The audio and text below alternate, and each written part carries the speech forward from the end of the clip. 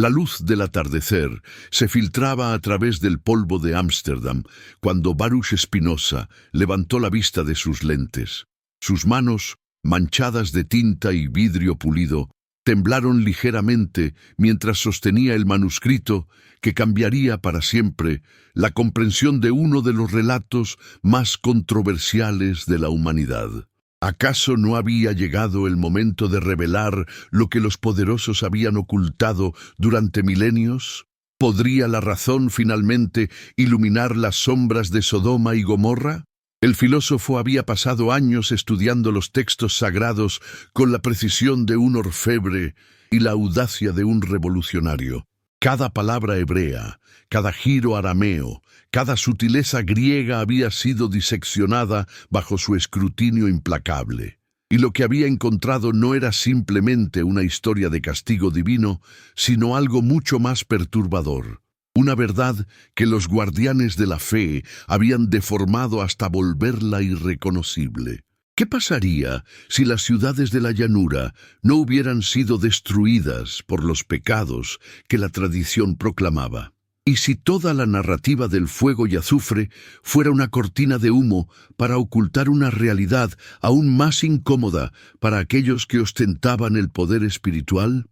Spinoza sabía que sus palabras serían como flechas incendiarias disparadas contra los cimientos de la ortodoxia. Había visto cómo su propia comunidad lo había expulsado por atreverse a cuestionar la naturaleza divina. Ahora, con este nuevo descubrimiento, no solo desafiaría a los rabinos de Ámsterdam, sino a toda la cristiandad europea. Pero la verdad, reflexionaba mientras ajustaba sus anteojos, no conoce fronteras ni respeta autoridades.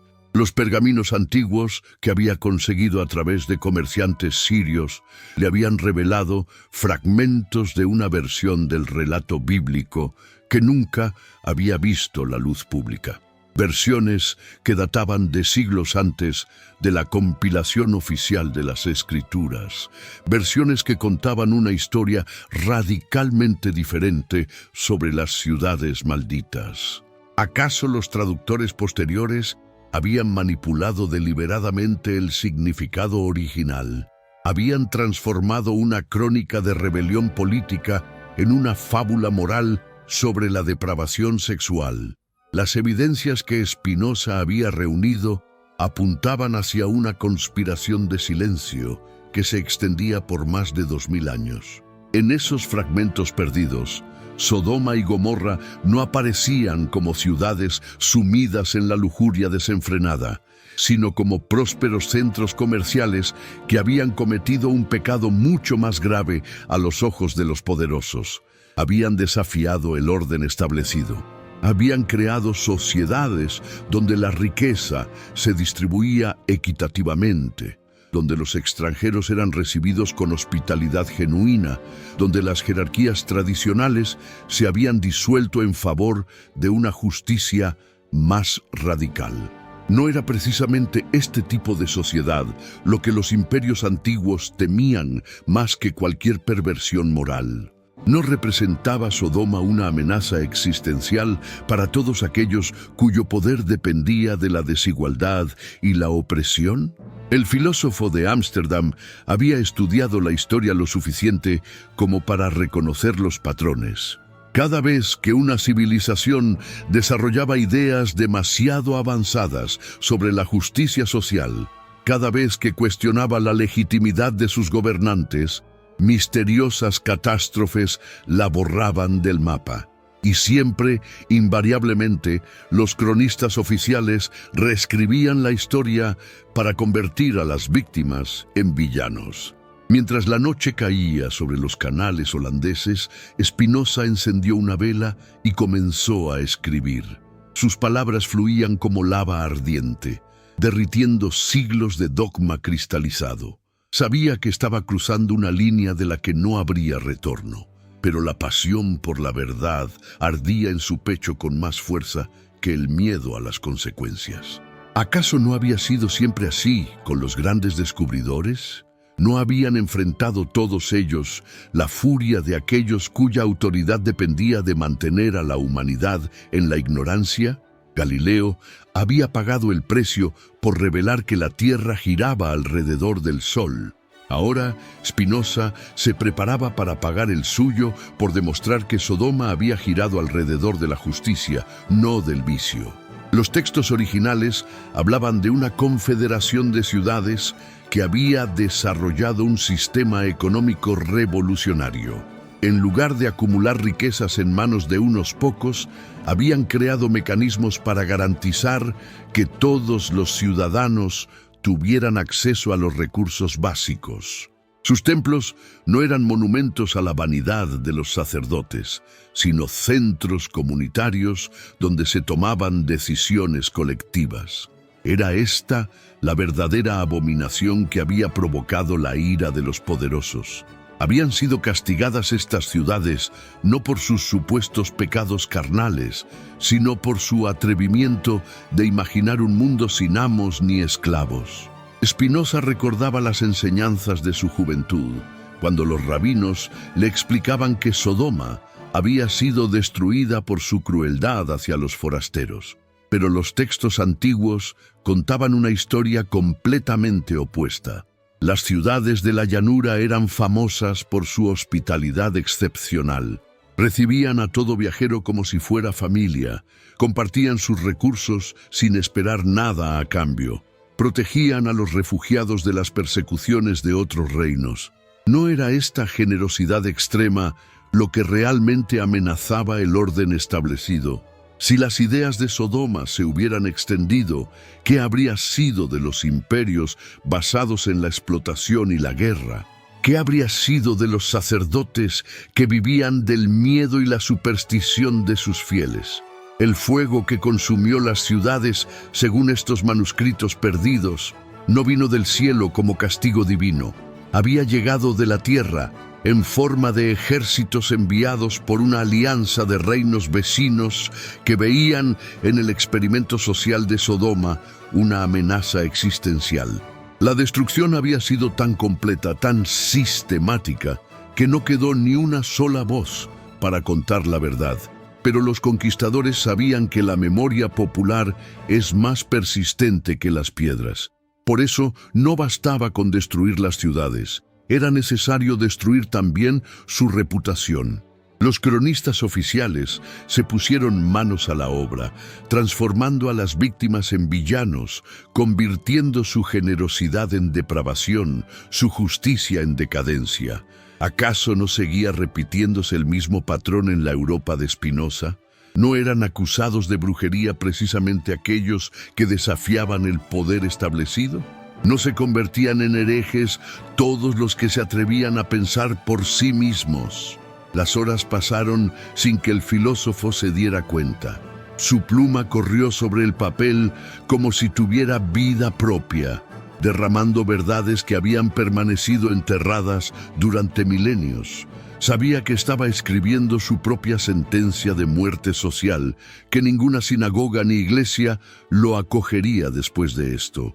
Pero también sabía que la historia juzgaría con severidad a quienes habían tenido la oportunidad de hablar y eligieron el silencio. Los antiguos manuscritos revelaban detalles fascinantes sobre la organización social de las ciudades malditas. No tenían reyes ni nobles hereditarios. En su lugar, habían desarrollado un sistema de liderazgo rotativo donde cada ciudadano tenía la oportunidad de servir a la comunidad.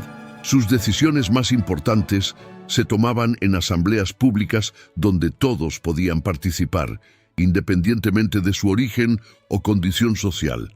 ¿No era este el verdadero crimen de Sodoma? ¿No había sido precisamente esta democracia radical lo que había sellado su destino? Los imperios de la época se basaban en la idea de que algunos hombres nacían para mandar y otros para obedecer. Las ciudades de la llanura habían demostrado que otra forma de organización social era posible. Sus sistemas económicos eran igualmente revolucionarios. Habían abolido la esclavitud siglos antes de que otras civilizaciones siquiera consideraran la posibilidad. Su agricultura se basaba en principios de cooperación, no de competencia. Sus artesanos trabajaban no para enriquecer a unos pocos mercaderes, sino para satisfacer las necesidades de toda la comunidad. ¿Cómo habrían reaccionado los faraones de Egipto ante tales ideas? ¿Qué habrían pensado los reyes de Mesopotamia de una sociedad donde la riqueza se distribuía según las necesidades y no según el poder? La respuesta era obvia. Habían reaccionado con fuego y espada. Spinoza se detuvo un momento para reflexionar sobre las implicaciones de lo que estaba escribiendo. Si tenía razón, si Sodoma había sido destruida por su justicia y no por su depravación, entonces toda la estructura moral del judaísmo y el cristianismo se tambaleaba. ¿Cuántas otras verdades sagradas serían igualmente falsas? ¿Cuántos otros crímenes se habrían justificado con mentiras piadosas? Pero el filósofo no podía detenerse ahora. La verdad, una vez liberada de sus cadenas, exige ser proclamada sin importar las consecuencias. Y la verdad sobre Sodoma era demasiado importante como para mantenerla oculta. Si la humanidad iba a evolucionar, si iba a liberarse de las supersticiones que la mantenían encadenada, necesitaba conocer su verdadera historia. Los manuscritos también revelaban detalles sobre la religiosidad de las ciudades condenadas. Contrariamente a lo que afirmaban las versiones oficiales, los sodomitas eran profundamente espirituales. Pero su espiritualidad no se basaba en el miedo a un Dios vengativo, sino en el amor a la creación y la responsabilidad hacia el prójimo. ¿No era esta piedad auténtica infinitamente superior a la religiosidad superficial de quienes los condenaron? ¿No demostraba una comprensión más profunda de lo divino que todos los rituales vacíos de los templos oficiales? Sus ceremonias religiosas no buscaban apaciguar a deidades caprichosas con sacrificios sangrientos. En su lugar, celebraban la abundancia de la naturaleza y la capacidad humana para crear belleza y justicia. Sus sacerdotes no vivían en palacios apartados del pueblo, sino que trabajaban junto a los demás ciudadanos, compartiendo sus alegrías y sus penas. Esta forma de religiosidad, reflexionaba Spinoza, era mucho más peligrosa para las élites religiosas que cualquier herejía o blasfemia. Si los pueblos descubrían que podían relacionarse directamente con lo divino, sin intermediarios que cobraran por sus servicios, ¿qué sería de todo el aparato clerical que vivía de esa mediación? La manipulación de la historia de Sodoma había servido múltiples propósitos. Por un lado, había eliminado un modelo alternativo de organización social que podría inspirar a otros pueblos. Por otro, había creado un mecanismo de control moral que permitía a las autoridades religiosas condenar cualquier comportamiento que no aprobaran. ¿Cuántas veces habían usado los sacerdotes el ejemplo de Sodoma para asustar a sus fieles? ¿Cuántas reformas sociales habían sido aplastadas, evocando el fantasma de las ciudades malditas? El miedo a convertirse en nueva Sodoma había paralizado a generaciones enteras, impidiéndoles siquiera imaginar formas más justas de convivencia. Pero ahora, con los documentos esparcidos sobre su escritorio, Spinoza tenía las armas intelectuales necesarias para demoler esa mentira milenaria. No sería fácil. Los poderes establecidos no renunciarían sin lucha a una herramienta tan útil para el control social. Pero la verdad, como el agua, siempre encuentra su camino hacia la superficie. El amanecer comenzaba a filtrarse por las ventanas cuando el filósofo terminó la primera parte de su revelación. Sus ojos ardían de cansancio, pero su espíritu se sentía más vivo que nunca. Había cruzado el Rubicón intelectual. No había vuelta atrás. ¿Qué diría el mundo cuando conociera la verdad sobre Sodoma? ¿Estarían preparados los hombres de su época para aceptar que habían sido engañados durante tanto tiempo?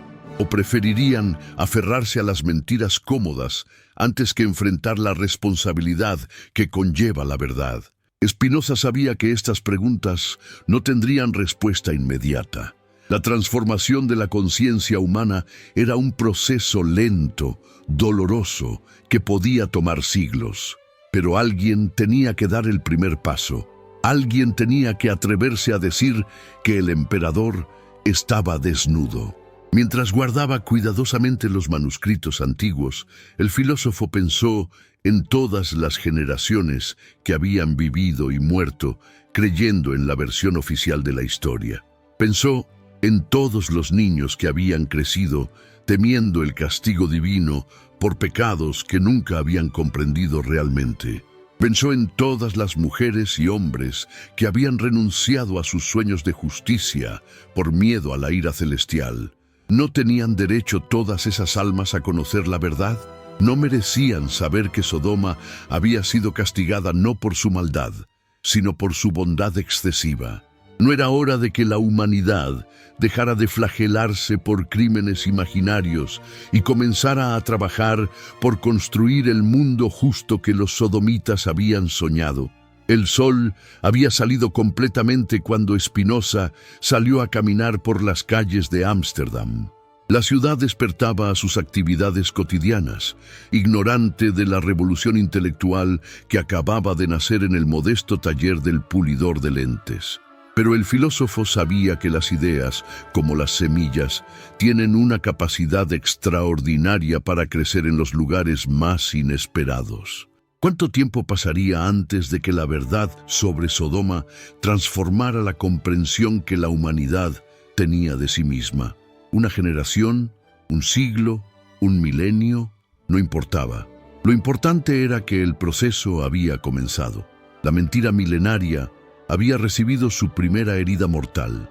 Mientras caminaba junto a los canales, observando a los comerciantes que preparaban sus barcos para zarpar hacia tierras lejanas, Spinoza se preguntó si algún día esos mismos barcos llevarían consigo la verdad sobre las ciudades malditas. ¿Se extendería el conocimiento liberado por todos los rincones del mundo como se habían extendido las especias y los tejidos? El aire matutino olía a pan recién horneado y a esperanza, porque eso era lo que el filósofo había logrado durante esa noche de revelaciones. Había devuelto la esperanza a la humanidad. Si Sodoma había sido castigada por su justicia, entonces la justicia era posible. Si las ciudades de la llanura habían creado sociedades más equitativas, entonces la equidad no era una utopía inalcanzable. Los manuscritos antiguos no solo revelaban la verdad sobre el pasado, iluminaban también las posibilidades del futuro. Demostraban que los seres humanos tenían la capacidad de organizarse de formas más nobles, más justas, más amorosas. La destrucción de Sodoma no había sido el triunfo del bien sobre el mal, sino la tragedia del poder sobre la justicia. ¿Pero acaso no era hora de que se escribiera un final diferente para esa historia? ¿No había llegado el momento de resucitar el sueño sodomita en nuevas formas, adaptadas a los tiempos modernos? Spinoza intuía que su revelación sobre las ciudades malditas era solo el comienzo de una transformación mucho más amplia de la conciencia humana. Regresó a su taller con el corazón henchido de propósito. Tenía trabajo que hacer. La segunda parte de su revelación lo esperaba y con ella la oportunidad de continuar desmantelando los pilares falsos sobre los que se había construido la civilización occidental. El sol brillaba alto cuando Baruch Spinoza se sentó nuevamente ante su escritorio. Los manuscritos antiguos seguían donde los había dejado, pero ahora los veía con ojos diferentes. La primera parte de su revelación había sido como abrir una puerta que había permanecido cerrada durante milenios. Ahora era necesario cruzar el umbral y explorar lo que había del otro lado. ¿Qué otras verdades se ocultaban tras los velos de la historia oficial? ¿Cuántas civilizaciones habían sido condenadas al olvido por el crimen de ser demasiado justas, demasiado avanzadas, demasiado peligrosas para el orden establecido? Los fragmentos que tenía ante sí sugerían que Sodoma no había sido un caso aislado, sino parte de un patrón sistemático de destrucción y distorsión histórica. Mientras estudiaba los textos con renovado vigor, Spinoza comenzó a descifrar referencias a otras ciudades y pueblos que habían corrido el mismo destino que Sodoma y Gomorra. Civilizaciones enteras borradas del mapa, no por sus vicios, sino por sus virtudes.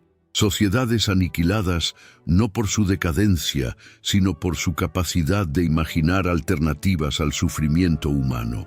¿Acaso la historia de la humanidad no era en realidad la historia de una guerra perpetua entre aquellos que buscaban perpetuar la injusticia y aquellos que se atrevían a soñar con algo mejor?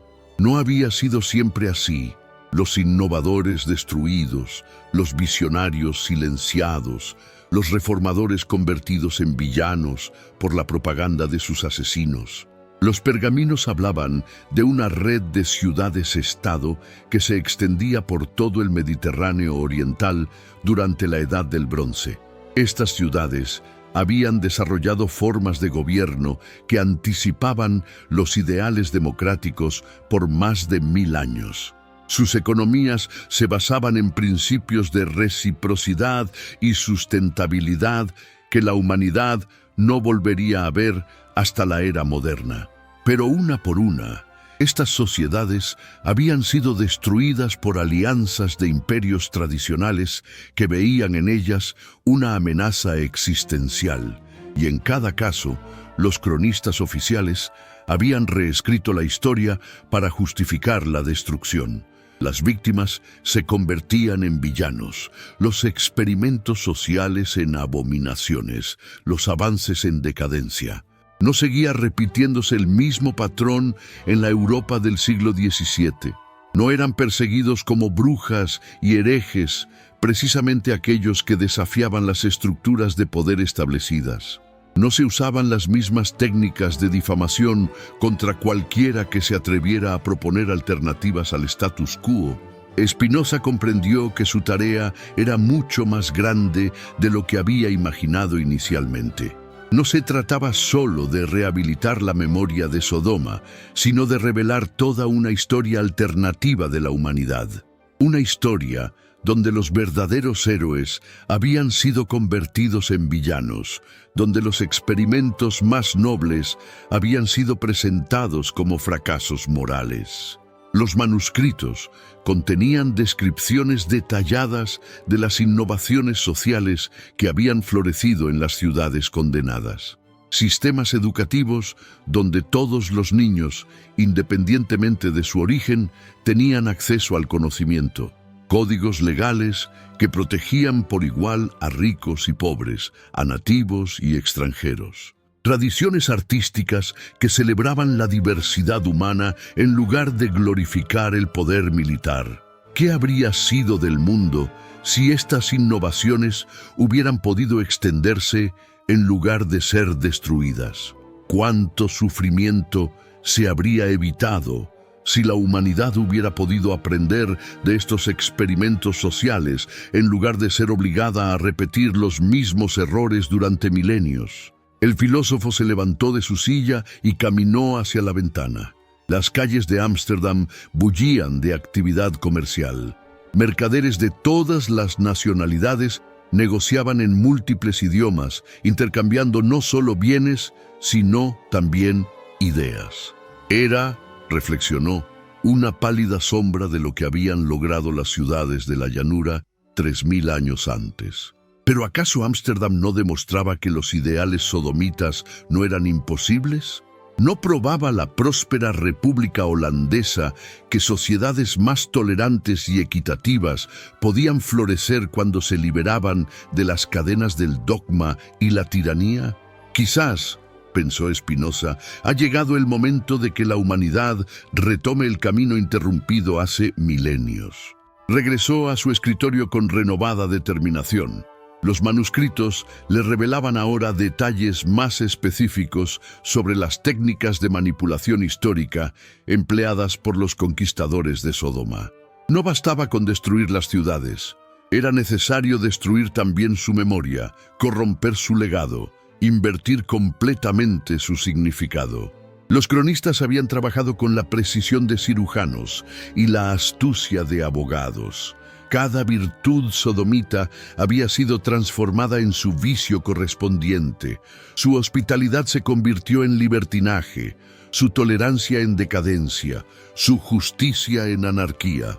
Era una obra maestra de propaganda que había engañado a la humanidad durante 30 siglos. Pero ¿cómo habían logrado que la mentira fuera tan convincente? ¿Qué técnicas habían empleado para que generaciones enteras aceptaran sin cuestionamiento una versión de los hechos tan alejada de la realidad? Spinoza encontró la respuesta en los mismos pergaminos que revelaban la verdad. Los manipuladores de la historia habían comprendido algo fundamental sobre la naturaleza humana. Las personas están más dispuestas a creer en la maldad ajena que en su propia capacidad para el bien. Es más fácil aceptar que otros han fallado que asumir la responsabilidad de construir algo mejor. La historia de Sodoma como ciudad del vicio era reconfortante porque liberaba a todos los demás de la obligación de aspirar a la justicia sodomita. Esta técnica, se dio cuenta el filósofo, seguía siendo empleada en su propia época. Cada vez que alguien proponía reformas sociales, sus enemigos lo acusaban de querer recrear Sodoma. Cada movimiento hacia una mayor equidad era descalificado, evocando el fantasma de las ciudades malditas. El miedo a la repetición de supuestos errores del pasado impedía cualquier progreso hacia el futuro. Pero ahora Spinoza tenía las herramientas para romper ese hechizo. Si podía demostrar que Sodoma había sido destruida precisamente por sus virtudes, entonces todos los argumentos basados en su supuesta maldad se desmoronarían. La humanidad quedaría libre para retomar el camino hacia la justicia que había sido interrumpido hace tanto tiempo. Los pergaminos también revelaban detalles fascinantes sobre las técnicas agrícolas y artesanales de las ciudades condenadas. Habían desarrollado métodos de cultivo que enriquecían el suelo en lugar de agotarlo, sistemas de riego que distribuían el agua equitativamente, talleres donde los artesanos trabajaban en cooperación en lugar de competencia despiadada. ¿No eran estas innovaciones técnicas tan revolucionarias como sus avances sociales? ¿No demostraban que cuando los seres humanos se organizan sobre principios de justicia y cooperación, su creatividad florece de maneras extraordinarias? La destrucción de Sodoma no había eliminado solo un experimento político, sino toda una tradición de conocimiento técnico que podría haber transformado la agricultura y la artesanía mundial. Spinoza comprendió que estaba ante algo mucho más grande que una simple corrección histórica. Los manuscritos antiguos revelaban la existencia de una civilización alternativa que había sido sistemáticamente borrada de la memoria humana.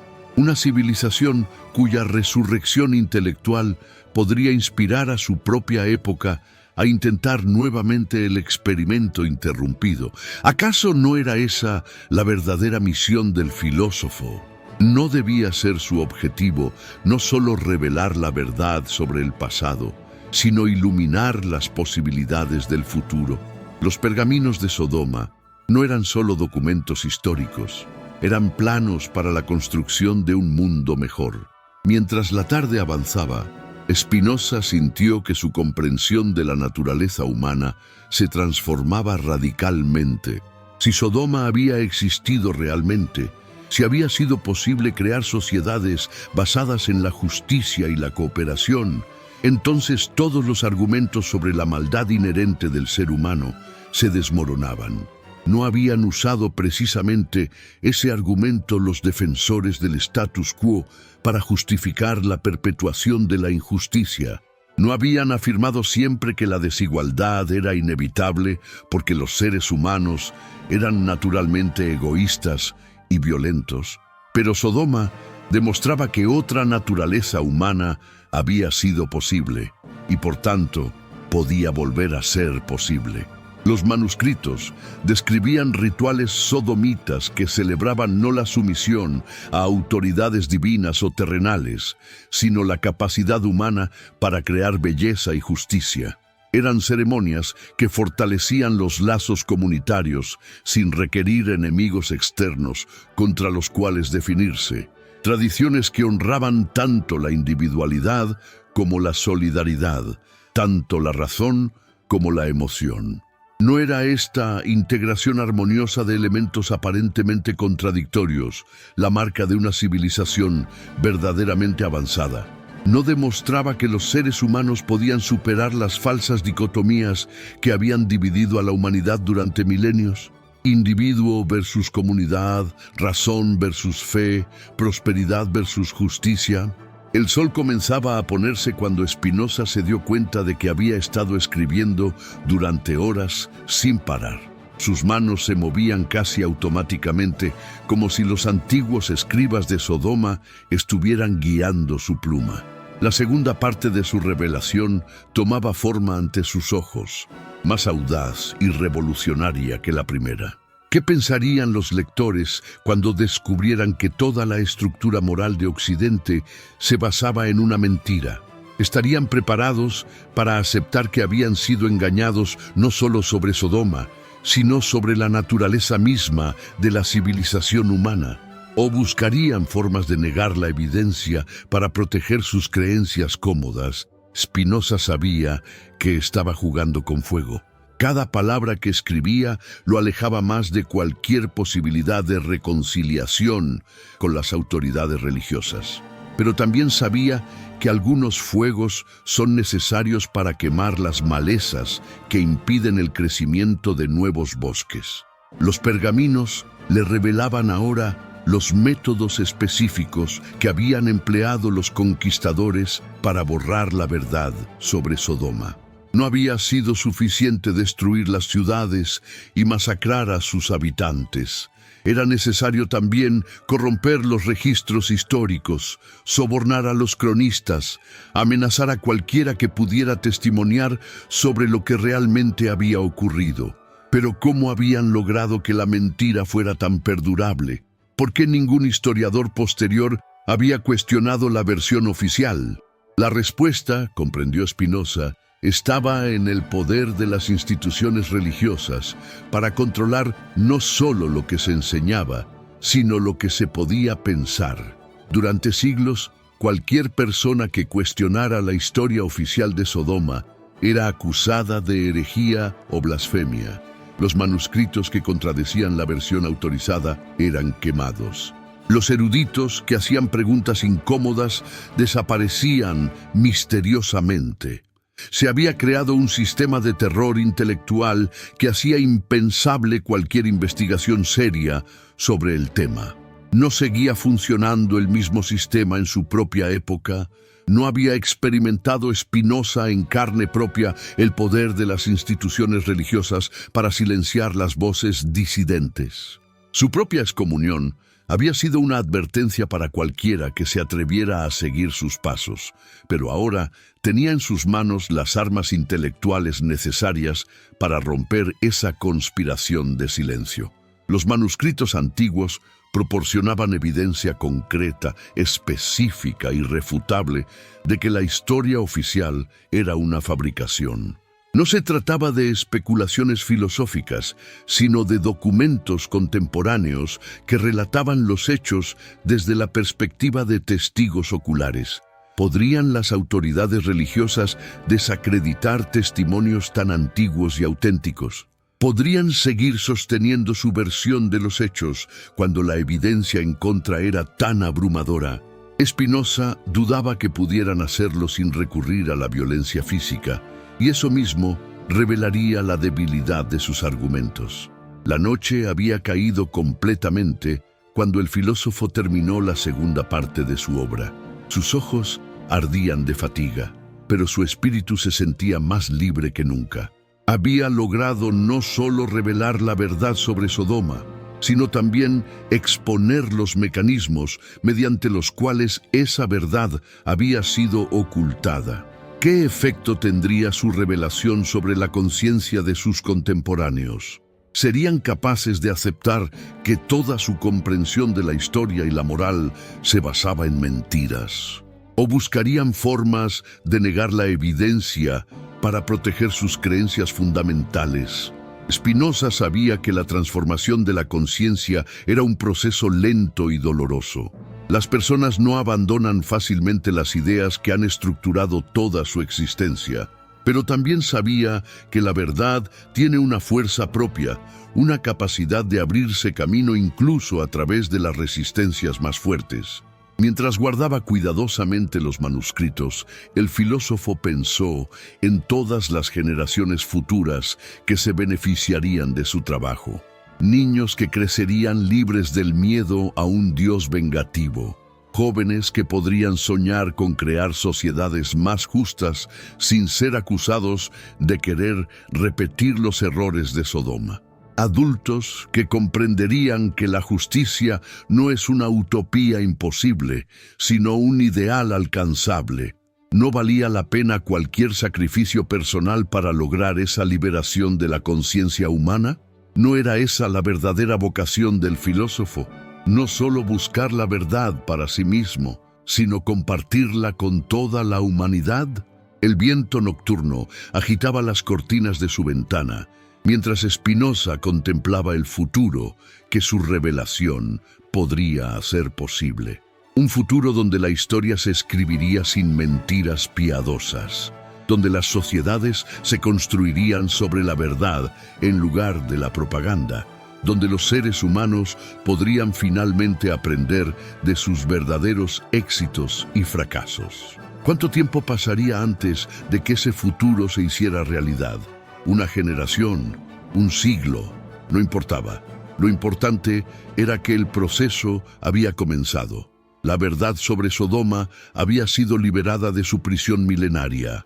Ahora le tocaba a la humanidad decidir qué hacer con esa libertad. Pero había una tercera parte de la revelación que aún necesitaba ser escrita. Una parte que no solo revelaría más verdades sobre el pasado, sino que trazaría un camino hacia el futuro. Spinoza se preparó para la etapa final de su trabajo, sabiendo que sería la más desafiante y la más transformadora de todas. La madrugada encontró a Baruch Spinoza sumido en un sueño inquieto, poblado de visiones de ciudades ardiendo y voces ancestrales que le susurraban secretos perdidos. Cuando despertó, con los primeros rayos del alba filtrándose por su ventana, supo que había llegado el momento de escribir la parte final de su revelación, la más peligrosa, la más necesaria, la que podría cambiar el curso mismo de la historia humana. ¿Acaso no había sido siempre así con las grandes revoluciones del pensamiento? ¿No habían comenzado todas con una pregunta aparentemente simple que terminaba derribando imperios intelectuales enteros?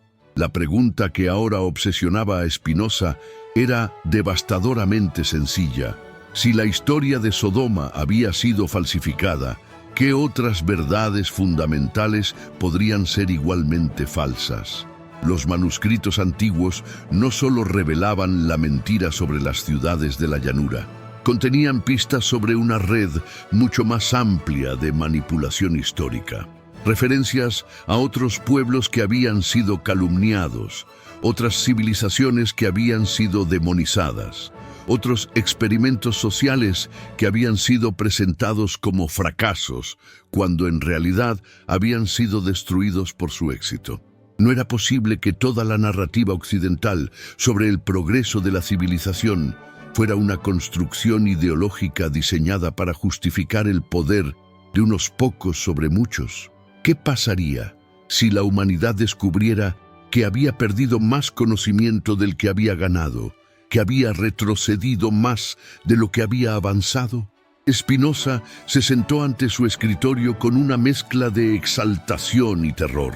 Sabía que estaba a punto de cruzar la línea final, más allá de la cual no habría refugio posible en ninguna institución de su época.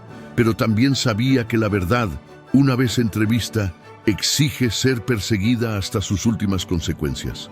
Los pergaminos hablaban de una tradición de sabiduría que se extendía mucho más allá de Sodoma y Gomorra. Una tradición que había florecido en múltiples civilizaciones a lo largo de la historia, siempre desarrollando formas más refinadas de organización social, más profundas de comprensión espiritual, más avanzadas de conocimiento técnico. Pero ¿por qué esta tradición había sido sistemáticamente borrada de los registros históricos? ¿Qué amenaza tan grande representaba para que generación tras generación de poderosos hubieran conspirado para mantenerla oculta? La respuesta, intuía Spinoza, tenía que ver con la naturaleza misma del poder y su relación con la ignorancia.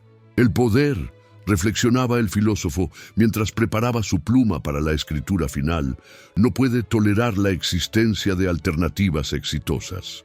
Si los gobernados descubren que es posible vivir sin opresión, que es factible organizar sociedades sin jerarquías rígidas, que la abundancia puede compartirse equitativamente, entonces la legitimidad de todos los sistemas basados en la dominación se desmorona. Por eso Sodoma había tenido que ser destruida no solo físicamente, sino también moralmente. No bastaba con eliminar sus habitantes. Era necesario convertir su memoria en una advertencia contra cualquiera que pudiera sentirse tentado a repetir su experimento. La historia falsa de Sodoma servía como una vacuna ideológica contra la justicia social. Pero ¿qué pasaría si esa vacuna perdiera su efectividad? Si la humanidad descubriera que había sido inmunizada precisamente contra aquello que más le convenía. Los manuscritos sugerían que ese momento de despertar podría estar llegando. Las referencias a tiempos de revelación eran demasiado numerosas como para ser casuales.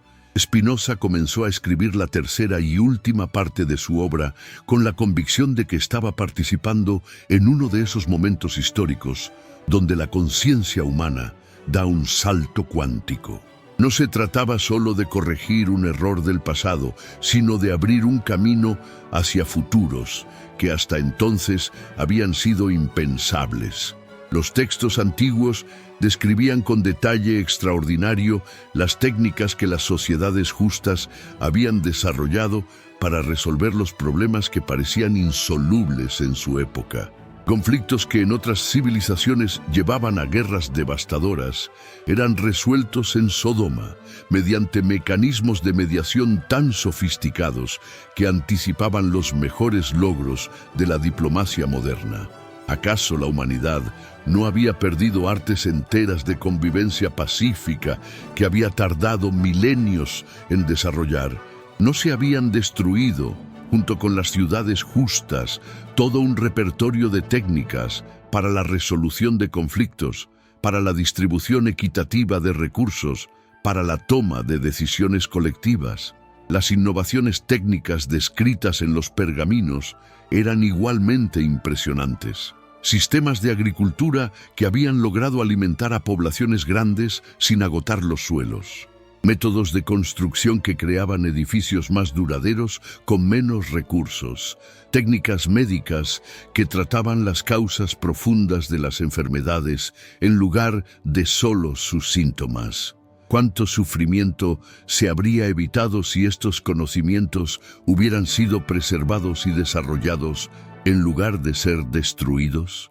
¿Cuántas hambrunas, cuántas epidemias, cuántas guerras por recursos escasos habrían sido innecesarias si la humanidad hubiera mantenido las técnicas sodomitas de manejo sustentable de la naturaleza?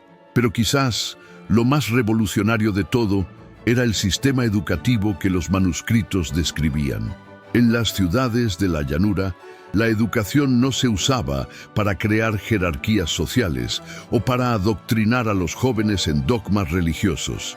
Su propósito era desarrollar la capacidad de cada individuo para pensar por sí mismo, para contribuir creativamente a la comunidad, para encontrar su lugar único en el conjunto social.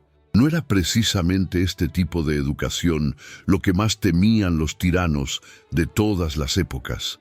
Un pueblo educado para pensar críticamente no sería por definición un pueblo imposible de oprimir. Por eso las escuelas sodomitas habían tenido que ser destruidas junto con todo lo demás, y por eso su memoria había sido borrada tan cuidadosamente. Spinoza se detuvo un momento para contemplar las implicaciones de lo que estaba escribiendo. Si tenía razón, si la humanidad había perdido realmente tradiciones enteras de conocimiento y sabiduría, entonces su época no representaba la cumbre de la civilización, sino apenas un pálido reflejo de lo que había sido posible en el pasado. Pero no era esta comprensión, por dolorosa que fuera, también liberadora. Si otras sociedades habían logrado resolver los problemas que parecían insolubles, entonces esos problemas no eran realmente insolubles. La pobreza, la guerra, la opresión no eran características inevitables de la condición humana, sino fallas corregibles en la organización social. Los pergaminos contenían descripciones detalladas de las ceremonias con las que las ciudades justas celebraban sus logros colectivos. No eran rituales diseñados para glorificar a líderes individuales o para intimidar a enemigos externos.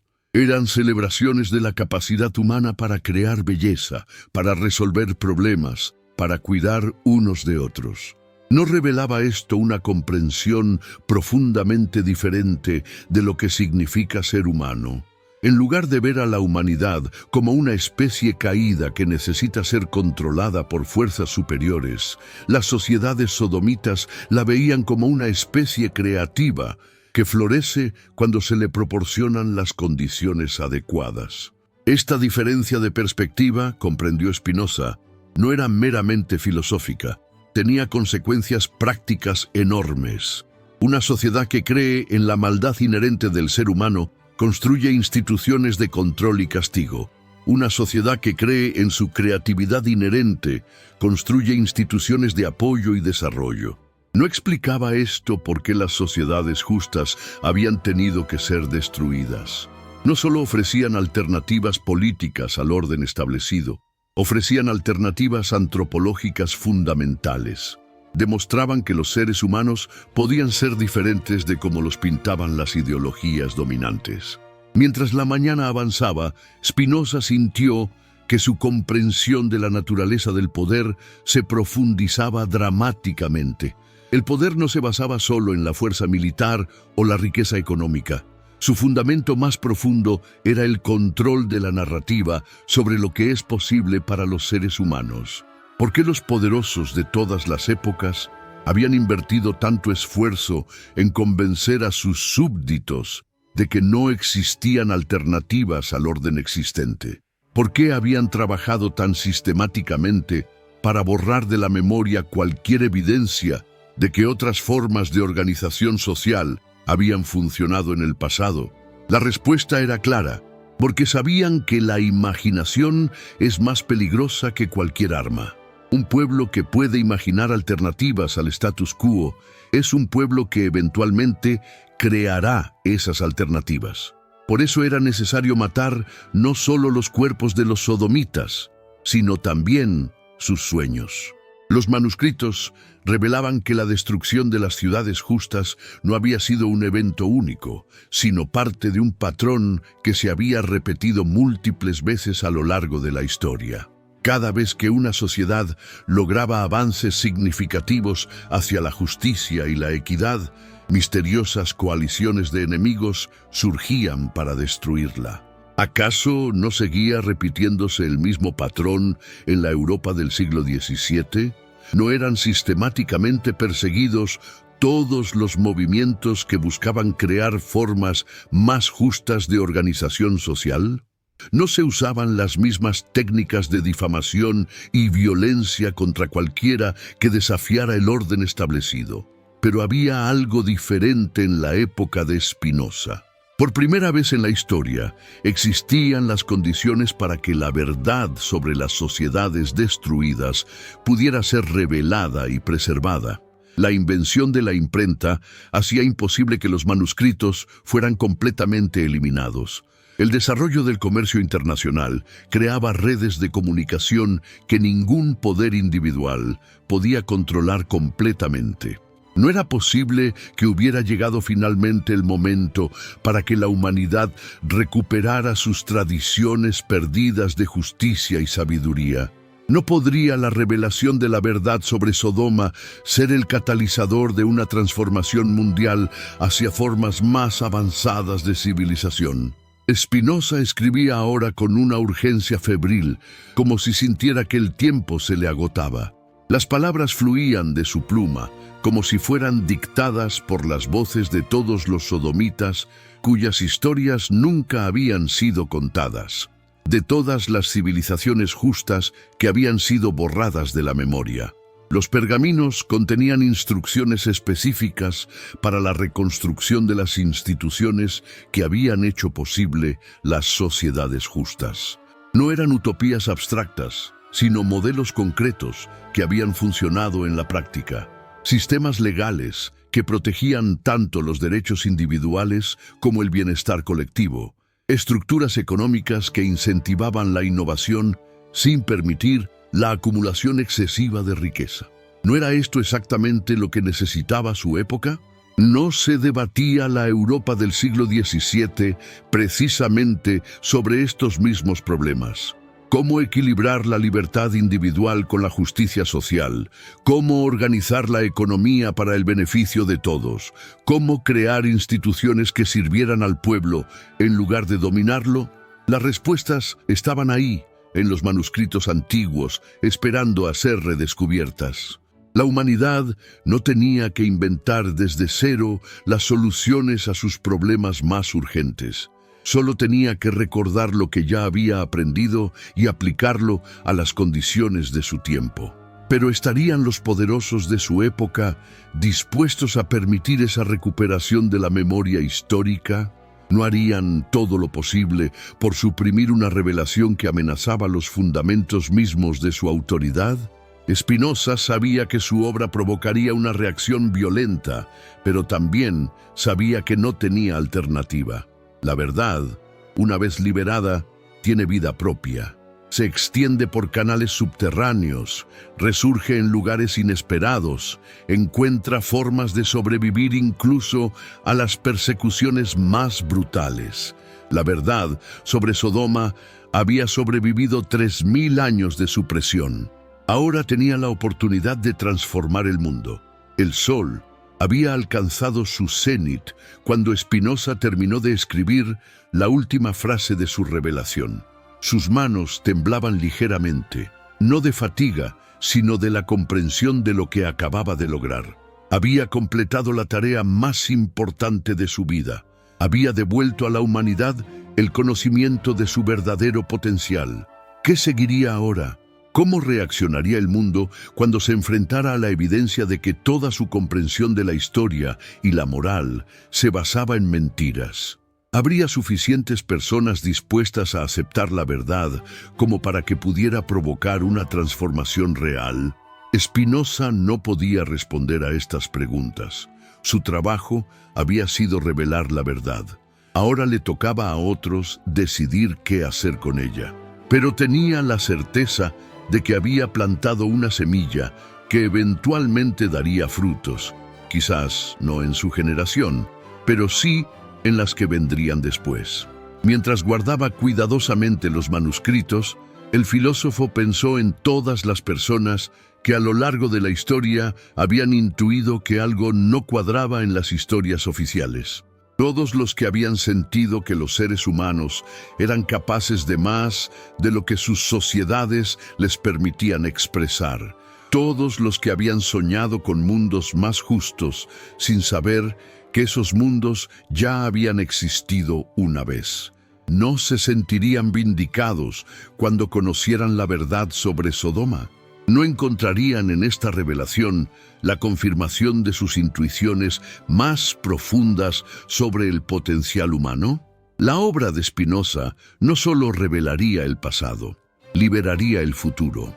El viento vespertino agitaba los árboles de Ámsterdam mientras el filósofo contemplaba el manuscrito completo que tenía ante sí. 3 partes de una revelación que cambiaría para siempre la comprensión que la humanidad tenía de sí misma. Un trabajo que había requerido no solo erudición y coraje intelectual, sino también fe en la capacidad de la verdad para transformar el mundo. ¿Habría valido la pena el sacrificio? ¿Justificarían los resultados futuros el precio que tendría que pagar en el presente? Spinoza no tenía dudas. La verdad no se negocia, no se posterga, no se sacrifica por consideraciones de conveniencia personal. La verdad simplemente es y exige ser reconocida. Mientras el sol se ponía sobre los canales holandeses, Baruch Spinoza supo que había cumplido su destino.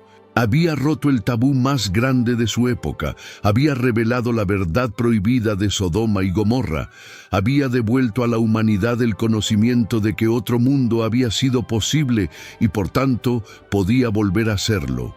El futuro juzgaría si había tenido razón. Pero eso ya no era responsabilidad suya. Su tarea había sido plantar la semilla de la verdad en el suelo de la historia. Ahora le tocaba al tiempo y a las generaciones futuras decidir si esa semilla germinaría en el jardín de una humanidad más justa, más sabia, más libre. La madrugada sorprendió a Baruch Spinoza con los ojos abiertos, contemplando las sombras que se desvanecían en su modesto taller de Ámsterdam. Los manuscritos seguían sobre su escritorio, pero ahora los veía con una claridad perturbadora. La primera revelación había sido solo el comienzo, la punta de un iceberg que amenazaba con hundir no solo barcos individuales, sino toda la flota de certezas sobre la cual navegaba la civilización occidental. ¿Acaso no había intuido siempre que detrás de la historia oficial se ocultaban verdades más profundas y perturbadoras? ¿No había sentido, desde sus años de juventud en la sinagoga, que las explicaciones tradicionales sobre Sodoma contenían inconsistencias que nadie se atrevía a señalar? Ahora, con los pergaminos antiguos ante sí, esas intuiciones cobraban la fuerza demoledora de la evidencia histórica. Los textos que había descifrado durante la noche revelaban algo aún más explosivo que la rehabilitación de las ciudades malditas. Mostraban que Sodoma y Gomorra no habían sido casos aislados, sino parte de una red de civilizaciones avanzadas que se extendía por todo el mundo antiguo. Civilizaciones que habían desarrollado formas de organización social tan superiores a las de su época que su sola existencia constituía una amenaza para todos los sistemas basados en la dominación y la explotación. Pero ¿cómo era posible que una conspiración de tal magnitud hubiera permanecido oculta durante tantos siglos? ¿Qué fuerzas habían sido capaces de coordinar la destrucción sistemática de sociedades enteras y luego borrar toda evidencia de sus logros? Spinoza comenzaba a comprender que se enfrentaba a algo mucho más grande que errores accidentales en la transmisión histórica. El filósofo se levantó de su silla y caminó hacia la ventana. Las calles de Ámsterdam despertaban a la actividad matutina, ignorantes de la revolución intelectual que se gestaba en el modesto taller del pulidor de lentes. Comerciantes de todas las nacionalidades se preparaban para otro día de intercambio pacífico, sin sospechar que estaban reproduciendo, en escala reducida, los ideales que habían costado la vida a civilizaciones enteras. ¿No era Ámsterdam mismo una prueba de que los ideales sodomitas no eran imposibles?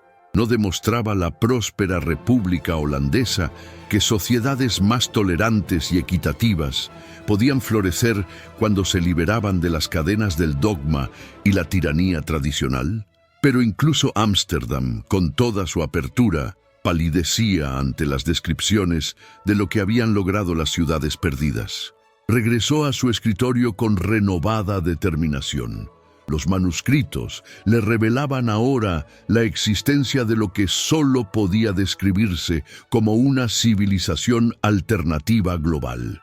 una red de ciudades-estado que habían mantenido contacto regular a través de rutas comerciales que conectaban el Mediterráneo con el Océano Índico, el Mar Negro con el Atlántico.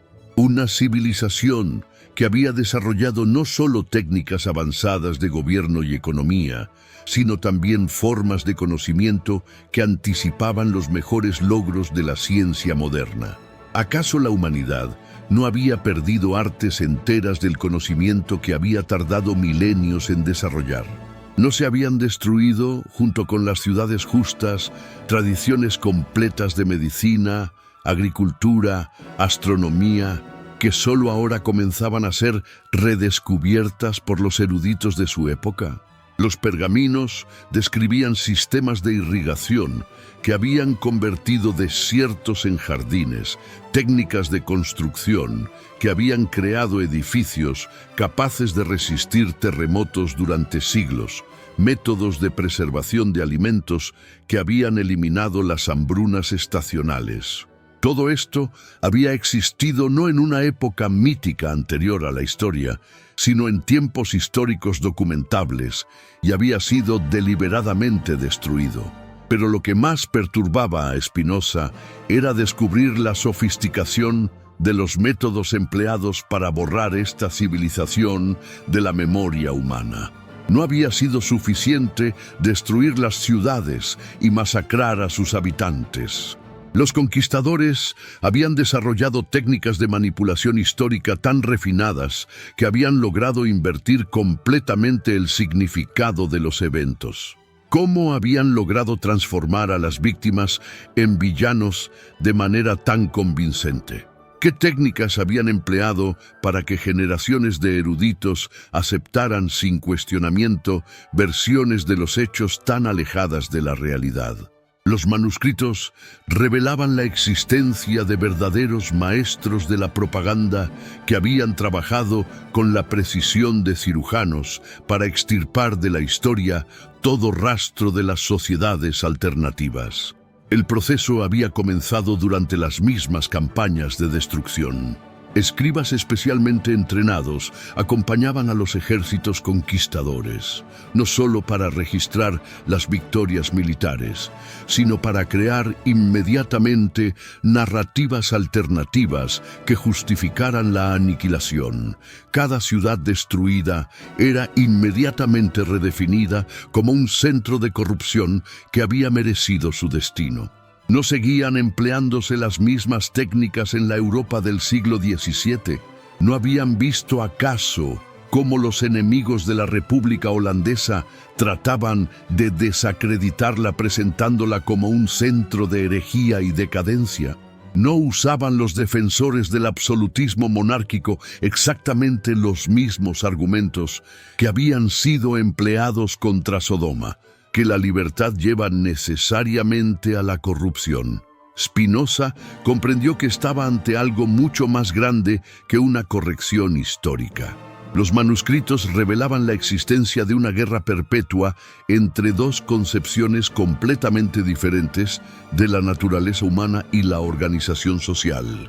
Una concepción que veía a los seres humanos como naturalmente creativos y cooperativos, capaces de organizarse en sociedades justas y prósperas, y otra que los veía como naturalmente egoístas y violentos, necesitados de control autoritario para prevenir el caos. ¿Acaso toda la historia de la humanidad no había sido la historia de esta guerra entre dos antropologías fundamentales? ¿No explicaba esto por qué las sociedades justas habían tenido que ser destruidas tan sistemáticamente? Porque su sola existencia demostraba que la antropología pesimista era falsa. Los pergaminos contenían descripciones detalladas de las instituciones que habían hecho posible el florecimiento de las civilizaciones alternativas.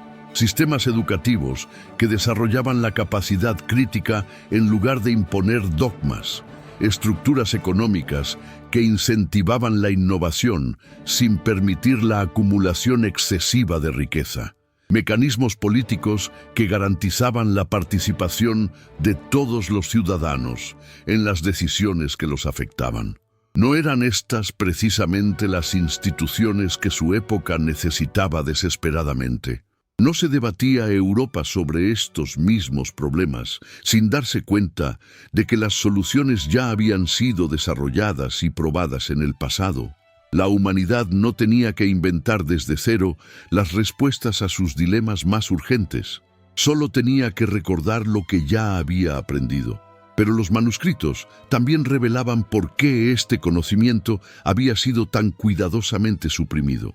Las instituciones de las sociedades justas no solo funcionaban mejor que las de las sociedades autoritarias, también hacían imposible la existencia de élites parasitarias que vivieran del trabajo ajeno.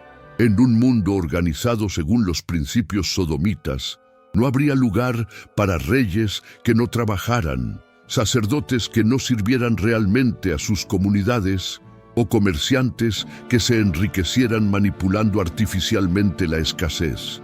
No era esta la verdadera razón por la que las sociedades alternativas habían tenido que ser destruidas.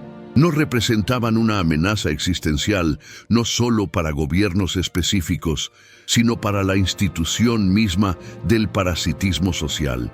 Si los pueblos descubrían que era posible vivir sin ser explotados, ¿qué sería de todos aquellos cuya riqueza y poder dependían de esa explotación? Spinoza se dio cuenta de que había tropezado con el secreto más peligroso de la historia humana. No se trataba solo de que Sodoma hubiera sido calumniada. Se trataba de que existía una tradición alternativa completa de organización social que había sido sistemáticamente borrada para proteger los intereses de las élites dominantes. Pero ¿por qué los manuscritos habían sobrevivido? ¿Cómo era posible que evidencias tan comprometedoras hubieran escapado a la destrucción sistemática? Los pergaminos sugerían que había existido una red clandestina de preservadores del conocimiento, eruditos que habían arriesgado sus vidas para mantener viva la memoria de las civilizaciones perdidas.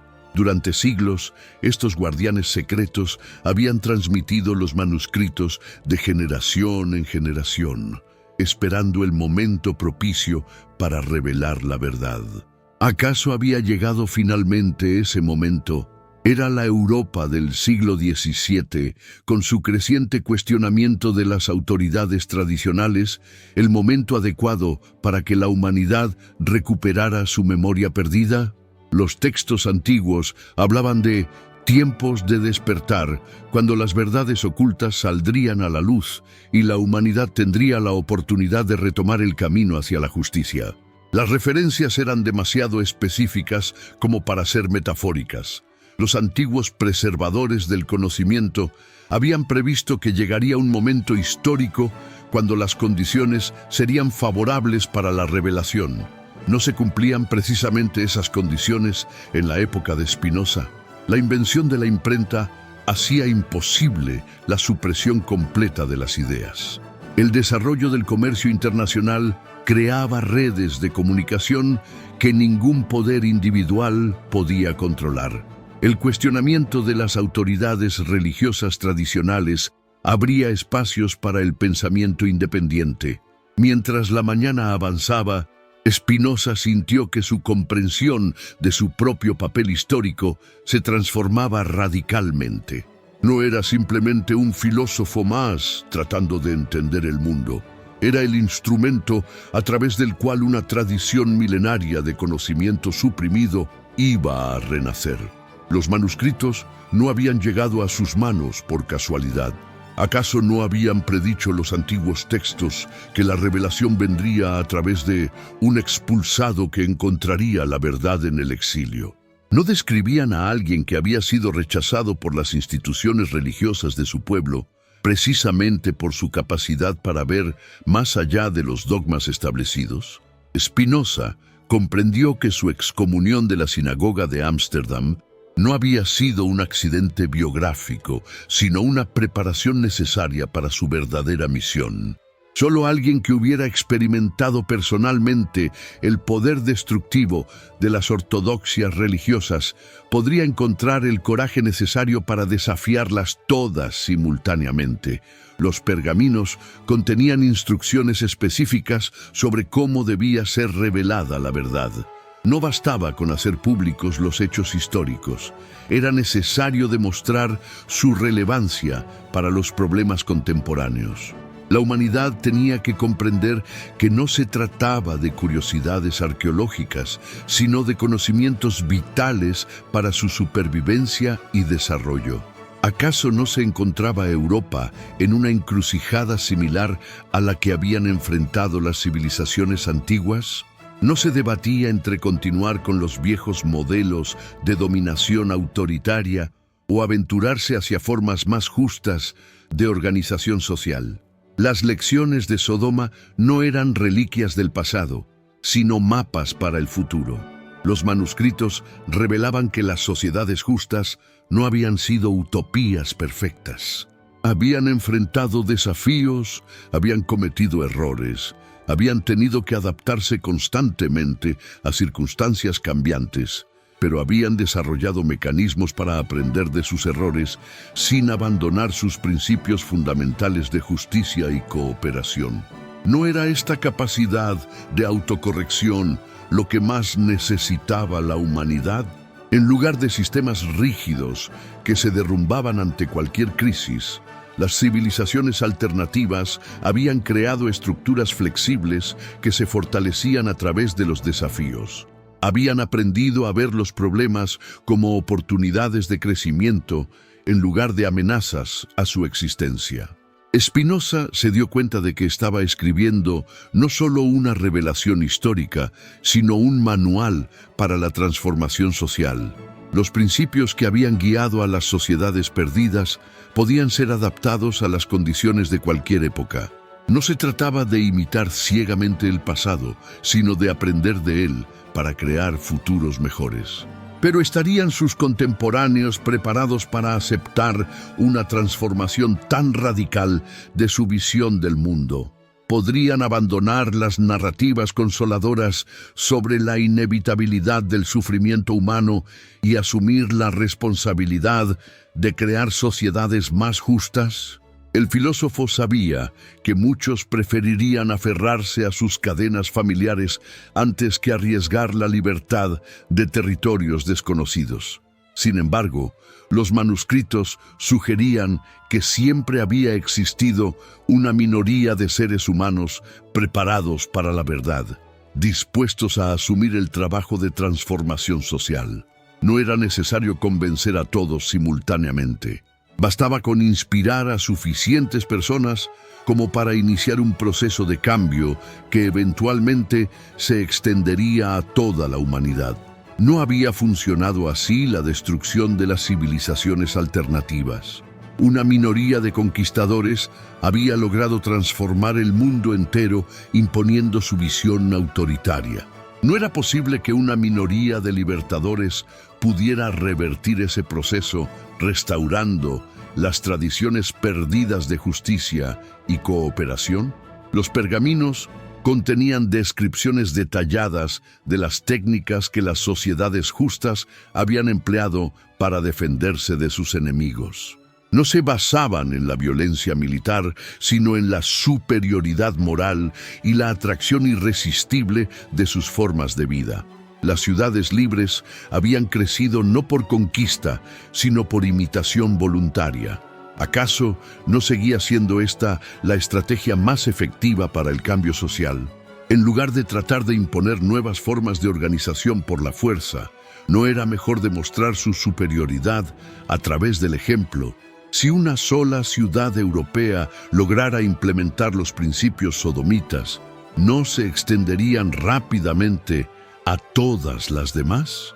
Spinoza comprendió que su revelación sobre Sodoma era solo el primer paso de un proceso mucho más amplio de recuperación de la memoria histórica.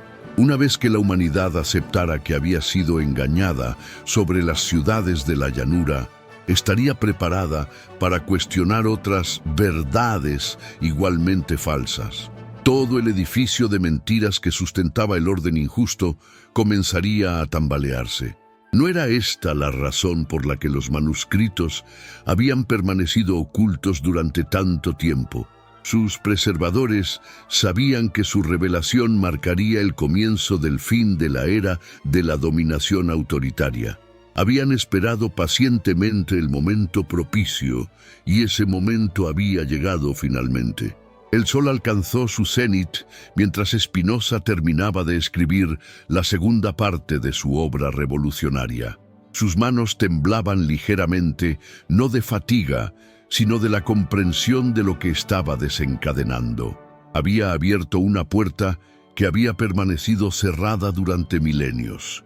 Lo que saliera de ella cambiaría el mundo para siempre. ¿Qué seguiría ahora? ¿Cómo reaccionarían las autoridades cuando se dieran cuenta de que alguien había descubierto su secreto más guardado? ¿Intentarían suprimir la revelación por la fuerza, confirmando así su veracidad? ¿O tratarían de desacreditarla mediante la burla y la difamación? Spinoza sabía que no importaba cuál fuera su reacción. La verdad, una vez liberada, tiene vida propia.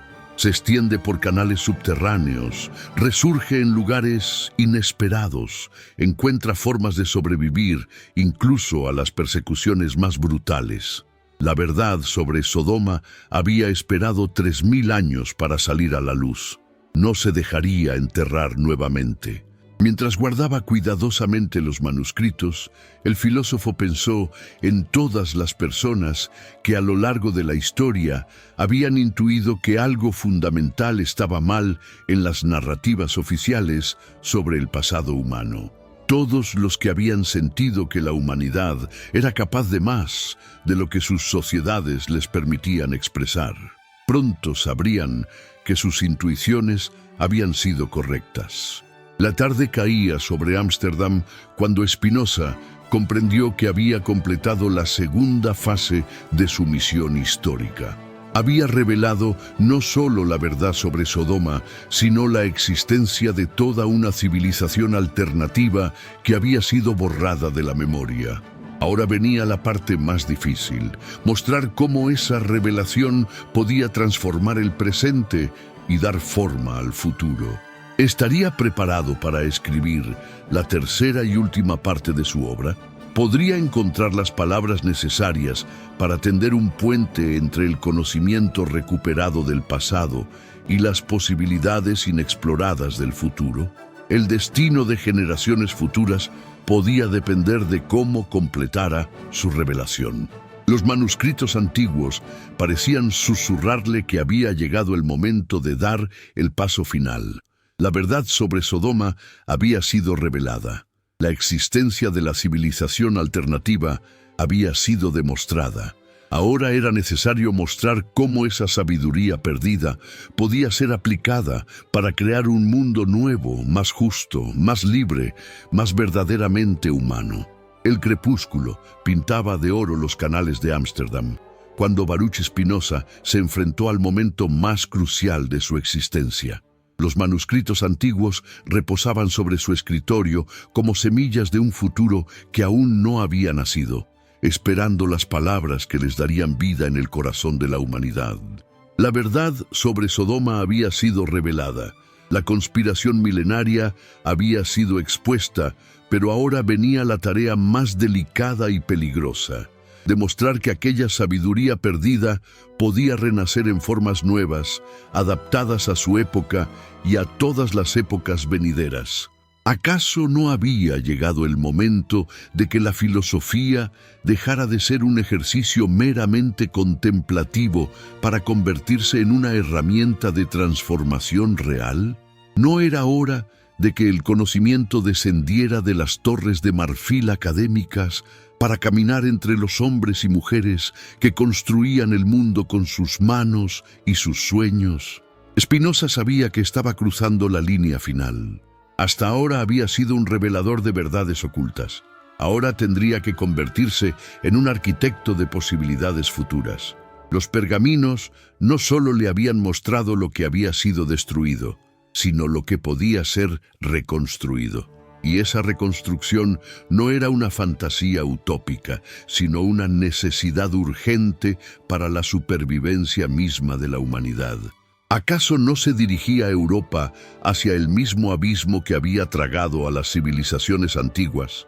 ¿No se repetían los mismos patrones de concentración de poder, explotación sistemática y manipulación de las masas que habían precedido a las grandes catástrofes del pasado? Si la humanidad no aprendía las lecciones de Sodoma, estaría condenada a revivir su destrucción. Los manuscritos antiguos contenían algo que ni siquiera Spinoza había anticipado: un conjunto de principios que los preservadores del conocimiento habían destilado a partir de miles de años de observación histórica. Principios que explicaban no solo por qué las sociedades justas habían sido destruidas, sino cómo podían ser reconstruidas de manera que fueran inmunes a esa destrucción. ¿Cuál era el secreto de esa inmunidad? ¿Cómo podían las sociedades futuras evitar el destino que había befallen a Sodoma y a todas las civilizaciones que habían osado desafiar el orden de la dominación? La respuesta, descubrió el filósofo, estaba en la comprensión profunda de la naturaleza del poder y sus mecanismos de perpetuación. El poder autoritario, revelaban los textos antiguos, dependía fundamentalmente de la ignorancia de los gobernados sobre sus propias capacidades. Mientras los pueblos creyeran que eran incapaces de gobernarse a sí mismos, que necesitaban amos que pensaran por ellos, que la justicia era un ideal inalcanzable, los tiranos estarían seguros en sus tronos. Pero si los pueblos descubrían su verdadero potencial, ninguna fuerza en la tierra podría mantenerlos sometidos. ¿No había sido precisamente este descubrimiento lo que había sellado el destino de Sodoma? ¿No habían sido destruidas las ciudades de la llanura porque habían demostrado que los seres humanos podían organizarse sin amos, prosperar sin explotación, vivir en paz sin sometimiento? Su crimen no había sido moral sino político. Habían revelado que el poder autoritario era innecesario, pero los preservadores del conocimiento habían aprendido de esa destrucción. Habían comprendido que no bastaba con crear sociedades justas. Era necesario también desarrollar mecanismos para protegerlas de la inevitable reacción de aquellos que vivían de la injusticia. Y esos mecanismos no podían basarse en la fuerza militar, porque en ese terreno los opresores siempre tendrían ventaja.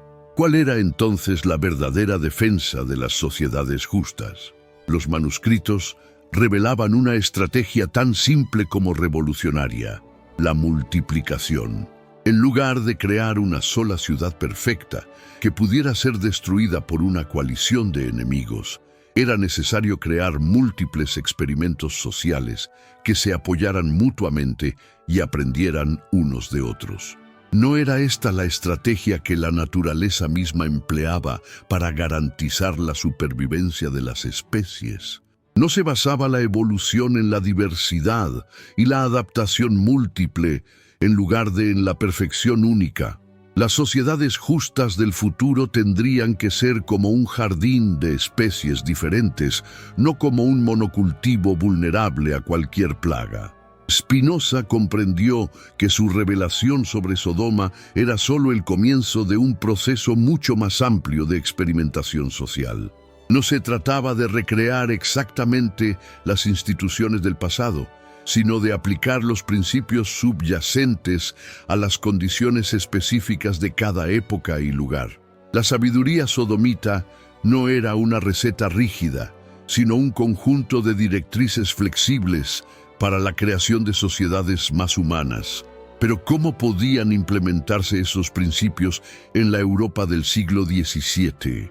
¿Qué formas concretas tomarían en un mundo tan diferente del antiguo Medio Oriente? Los pergaminos sugerían que la clave estaba en comenzar con pequeños grupos de personas dispuestas a experimentar con formas alternativas de relación social. No era necesario esperar la revolución política total. Los principios sodomitas podían ser aplicados inicialmente en círculos reducidos. comunidades de artesanos que compartieran equitativamente los beneficios de su trabajo, grupos de comerciantes que comerciaran según principios de justicia recíproca, asociaciones de eruditos que pusieran el conocimiento al servicio del bien común en lugar de su propia gloria. ¿No estaba ya sucediendo esto en pequeña escala en ciudades como Ámsterdam? ¿No demostraban los experimentos de tolerancia religiosa y libertad comercial de la República Holandesa que los principios sodomitas eran viables en el mundo moderno? Lo que hacía falta era sistematizar esos experimentos, conectarlos entre sí y extenderlos gradualmente hasta que transformaran toda la sociedad. Los manuscritos contenían descripciones detalladas de las técnicas que las sociedades justas habían empleado para la toma de decisiones colectivas. No se basaban en la imposición de la voluntad de las mayorías sobre las minorías, sino en procesos de búsqueda de consenso que honraban tanto la diversidad de perspectivas como la necesidad de unidad de acción. ¿No eran estas técnicas exactamente lo que necesitaban las sociedades modernas para superar las divisiones que las desgarraban? En lugar de democracias basadas en la confrontación perpetua entre facciones enemigas, era posible desarrollar formas de gobierno basadas en la colaboración creativa entre perspectivas diferentes.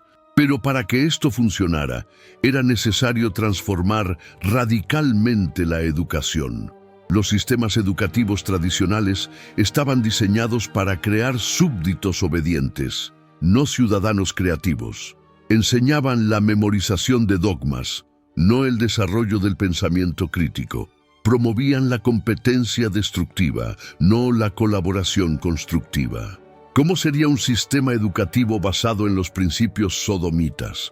Los manuscritos describían escuelas donde los niños aprendían no solo conocimientos técnicos, sino también habilidades para la vida comunitaria, donde se desarrollaba tanto la capacidad individual como la responsabilidad social, donde la diversidad de talentos era celebrada en lugar de ser homogeneizada. Spinoza se dio cuenta de que estaba diseñando no solo una corrección del pasado, sino un programa completo para el futuro. Su revelación sobre Sodoma podía convertirse en el catalizador de una transformación civilizacional que llevara a la humanidad más allá de las limitaciones que habían definido toda su historia conocida. Pero ¿estarían sus contemporáneos preparados para una visión tan radical? ¿Podrían imaginar formas de organización social tan diferentes de todo lo que habían conocido? El filósofo sabía que la mayoría se resistiría inicialmente, pero también sabía que las ideas verdaderamente poderosas tienen una capacidad extraordinaria para abrirse camino incluso a través de las resistencias más fuertes. Los pergaminos hablaban de tiempos de germinación, cuando las semillas plantadas por los reveladores de la verdad comenzarían a brotar en múltiples lugares simultáneamente. ¿No estaban ya apareciendo señales de esa germinación en toda Europa? Los cuestionamientos de las autoridades tradicionales, los experimentos con nuevas formas de gobierno, el florecimiento de las artes y las ciencias bajo condiciones de mayor libertad. ¿Acaso la Reforma protestante no había sido ya un primer paso hacia la recuperación de los principios sodomitas? ¿No había desafiado la autoridad de instituciones corrompidas y devuelto a los individuos la responsabilidad de su propia relación con lo divino? Aunque los reformadores no lo hubieran sabido, estaban participando en el proceso de recuperación de tradiciones perdidas de autonomía espiritual. Pero era necesario ir mucho más allá de la reforma religiosa. Los principios que habían guiado a Sodoma tenían que aplicarse a todas las esferas de la actividad humana: la economía, la política, la educación, las artes, las relaciones familiares. No bastaba con liberar el espíritu si el cuerpo seguía encadenado a estructuras de explotación y dominación. ¿Cómo sería una economía basada en los principios sodomitas? Los manuscritos describían sistemas donde la riqueza se generaba para satisfacer necesidades humanas genuinas, no para alimentar la codicia insaciable de unos pocos, donde el trabajo era una forma de expresión creativa y contribución social, no una maldición que había que soportar para sobrevivir. Spinoza comprendió que estaba vislumbrando posibilidades que su época apenas podía imaginar. Sociedades donde la abundancia material se combinara con la riqueza espiritual, donde la eficiencia técnica sirviera a objetivos humanísticos, donde el progreso se midiera no por la acumulación de bienes, sino por el florecimiento de las capacidades humanas. ¿No eran estas las sociedades que los sodomitas habían comenzado a construir antes de ser interrumpidos por la violencia de sus enemigos? ¿No podía la humanidad del siglo XVII retomar ese proyecto interrumpido y llevarlo a niveles que los antiguos nunca habían imaginado? Los pergaminos contenían advertencias específicas sobre los obstáculos que enfrentarían los reconstructores de las sociedades justas. No se trataba solo de la oposición externa de aquellos que se beneficiaban del status quo, sino también de las resistencias internas de personas que habían sido condicionadas durante generaciones para aceptar la injusticia como natural e inevitable. ¿Cómo superar esas resistencias sin recurrir a la coerción que caracterizaba a los sistemas que se trataba de reemplazar? ¿Cómo transformar conciencias que habían sido deformadas por siglos de adoctrinamiento? Los manuscritos sugerían que la clave estaba en el ejemplo viviente, en la demostración práctica de que otras formas de vida eran posibles y superiores. Una sola comunidad que funcionara según principios de justicia y cooperación tendría más poder transformador que 1000 tratados filosóficos. Una sola escuela que desarrollara realmente las capacidades de todos sus estudiantes inspiraría la reforma de todo el sistema educativo. Una sola empresa que tratara equitativamente a sus trabajadores demostraría que la explotación no era necesaria para la prosperidad. ¿No había sido siempre así como se habían extendido las grandes innovaciones humanas? ¿No habían comenzado todas con pequeños grupos de pioneros que se habían atrevido a experimentar con lo desconocido? La revolución sodomita no necesitaba esperar el permiso de las autoridades. Podía comenzar inmediatamente con aquellos que estuvieran dispuestos a asumir la responsabilidad de crear el mundo que querían habitar. Spinoza se levantó de su escritorio y caminó nuevamente hacia la ventana. La noche había caído sobre Ámsterdam, pero las calles seguían vivas con la actividad de una ciudad que nunca dormía completamente. Comerciantes de tierras lejanas negociaban a la luz de las velas. Artesanos trabajaban en sus talleres. Pensadores de todas las nacionalidades intercambiaban ideas en las tabernas cosmopolitas. ¿No era ya Ámsterdam una versión incipiente de lo que las ciudades sodomitas habían sido en su apogeo? ¿No demostraba que cuando se liberaban las energías creativas de los seres humanos, florecían la prosperidad, la innovación, la belleza? Todo lo que hacía falta era sistematizar esos logros, profundizarlos, extenderlos hasta que transformaran no solo ciudades individuales, sino toda la civilización. Regresó a su escritorio con una claridad de propósito que nunca antes había experimentado. Ya no era simplemente un filósofo tratando de entender el mundo. Era un arquitecto del futuro, un ingeniero de posibilidades humanas, un partero de la nueva era que estaba naciendo en el vientre de la historia. Los manuscritos le revelaban ahora las técnicas específicas que los preservadores del conocimiento habían desarrollado para la transmisión de sabiduría a través de las generaciones. No bastaba con escribir tratados académicos que solo leerían unos pocos eruditos. Era necesario crear formas de comunicación que llegaran a todos los sectores de la sociedad. ¿Cómo podía hacerse llegar la verdad sobre Sodoma a los artesanos, los comerciantes, los campesinos, las mujeres de todas las clases sociales? ¿Cómo podía traducirse el conocimiento técnico sobre organización social en formas que fueran comprensibles y aplicables para personas sin formación académica? Los pergaminos sugerían que la clave estaba en el uso de múltiples canales de comunicación. Obras filosóficas para los intelectuales, pero también historias populares, canciones, obras de teatro, imágenes que pudieran comunicar las mismas verdades a diferentes audiencias. La sabiduría sodomita tenía que encarnarse en todas las formas de expresión cultural. ¿No había sido siempre así como se habían preservado las tradiciones más importantes de la humanidad? ¿No habían sobrevivido las enseñanzas más profundas, no solo en tratados eruditos, sino también en cuentos populares, en rituales comunitarios, en formas artísticas que tocaban el corazón tanto como la mente? Spinoza comprendió que su revelación sobre Sodoma era solo el comienzo de un renacimiento cultural mucho más amplio. Poetas, inspirados por los ideales de las ciudades perdidas, crearían obras que despertarían la imaginación popular. Artistas visualizarían las posibilidades de sociedades más justas.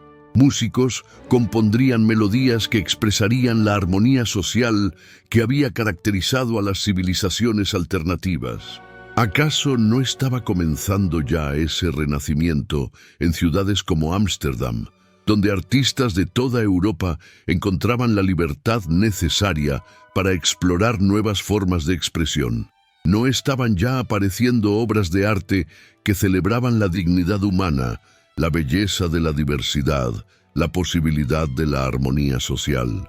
Los manuscritos contenían descripciones de las ceremonias y festivales que habían unido a las comunidades sodomitas. No eran rituales diseñados para glorificar autoridades superiores, sino celebraciones de la creatividad y la solidaridad humanas. Ocasiones para renovar los compromisos comunitarios, para reconocer los logros individuales al servicio del bien común, para imaginar juntos futuros aún más hermosos. ¿No necesitaban desesperadamente las sociedades modernas este tipo de rituales unificadores? ¿No se desintegraban las comunidades precisamente por la falta de ocasiones para celebrar juntos los valores que las mantenían cohesionadas? La recuperación de los principios sodomitas tenía que incluir también la recuperación de formas comunitarias de celebración y renovación espiritual. Pero había algo aún más profundo en los manuscritos que perturbaba y emocionaba a Spinoza simultáneamente. Los preservadores del conocimiento no solo habían mantenido viva la memoria del pasado, habían desarrollado también visiones del futuro que iban más allá de todo lo que las civilizaciones antiguas habían logrado. ¿Qué habría pasado si las sociedades justas no hubieran sido interrumpidas por la violencia? ¿Hacia dónde habrían evolucionado si hubieran tenido la oportunidad de desarrollarse durante siglos adicionales? Los pergaminos contenían especulaciones fascinantes sobre las posibilidades que se habrían abierto para la humanidad. Sociedades donde la enfermedad y la pobreza hubieran sido eliminadas no por conquista de la naturaleza, sino por comprensión profunda de sus leyes. Civilizaciones que hubieran desarrollado formas de arte que integraran perfectamente la belleza individual con de armonía colectiva. Comunidades que hubieran encontrado maneras de honrar tanto la tradición como la innovación, tanto la estabilidad como el cambio. ¿No eran estas posibilidades las que podían inspirar a la humanidad del siglo XVII a retomar el proyecto interrumpido? ¿No valía la pena cualquier sacrificio para recuperar un camino de desarrollo que prometía llevar a la especie humana hacia formas de florecimiento que apenas podían imaginarse? Spinoza escribía ahora con una urgencia que no tenía nada que ver con la prisa personal. Sentía que estaba corriendo contra el tiempo histórico, tratando de plantar semillas de posibilidad antes de que las fuerzas destructivas que habían aniquilado las civilizaciones antiguas pudieran reorganizarse para una nueva ofensiva. ¿Acaso no se estaban ya movilizando esas fuerzas en toda Europa? ¿No veía señales de una reacción autoritaria contra los experimentos de libertad que habían florecido durante las últimas décadas? Si la verdad sobre Sodoma no se revelaba pronto, si los principios de las sociedades justas no se implementaban rápidamente, la oportunidad histórica podía perderse por otros siglos. Los pergaminos hablaban de ventanas de posibilidad que se abrían periódicamente en la historia humana. Momentos cuando las condiciones eran favorables para saltos cualitativos en la evolución social. Pero esas ventanas no permanecían abiertas indefinidamente. Si no se aprovechaban, se cerraban y podían tardar generaciones en volver a abrirse.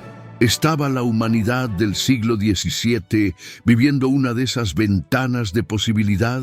¿Tenían sus contemporáneos la oportunidad de retomar el camino hacia la justicia que había sido interrumpido hacía milenios?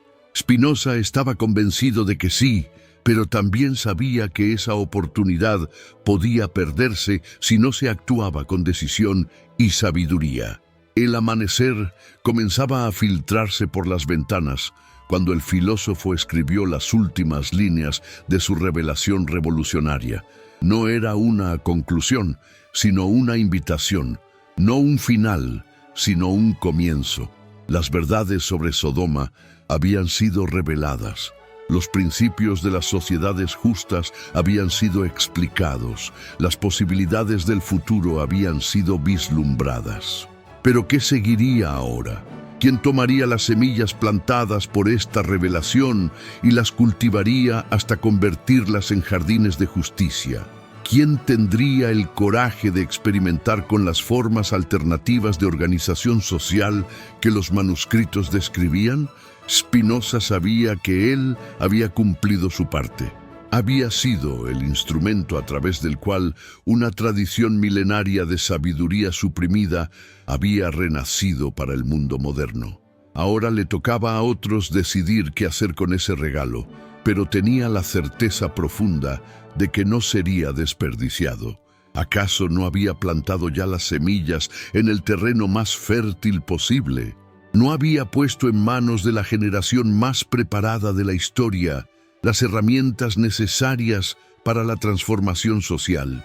Los hombres y mujeres del siglo XVII tenían acceso a conocimientos técnicos, capacidades organizativas y medios de comunicación que ninguna generación anterior había poseído. Si ellos no podían lograr lo que las civilizaciones antiguas habían comenzado, si no podían construir sociedades más justas con todas las ventajas de las que disponían, entonces quizás la humanidad no estaba destinada a evolucionar hacia formas superiores de organización social. Pero Spinoza no creía que ese fuera el caso. ¿No veía ya señales de despertar en toda Europa?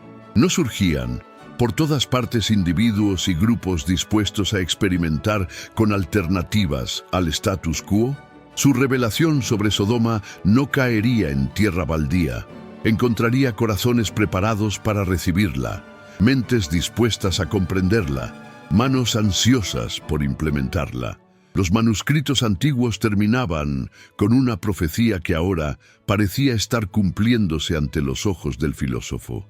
Hablaban de una época cuando los secretos guardados saldrían a la luz, las verdades ocultas se proclamarían desde los tejados, y la sabiduría de las ciudades perdidas inspiraría el nacimiento de ciudades nuevas, más hermosas que todas las que habían existido antes.